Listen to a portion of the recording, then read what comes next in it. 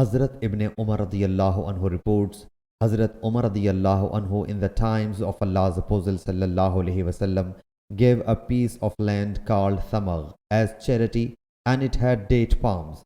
The story goes that Hazrat Umar radiyallahu anhu submitted, O Allah's Apostle sallallahu alaihi wasallam, I have got some property which is extremely superb in my views, and I wish to give it as alms.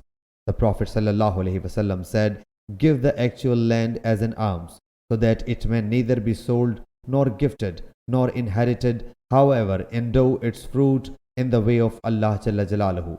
So Hazrat Umar radiyallahu anhu gave it in charity, and this alms was for manumitting a slave, destitutes, guests, wayfarers, and kinsmen.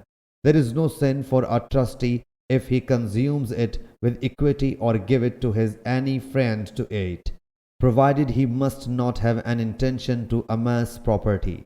Sahih Bukhari Hadith number 2764.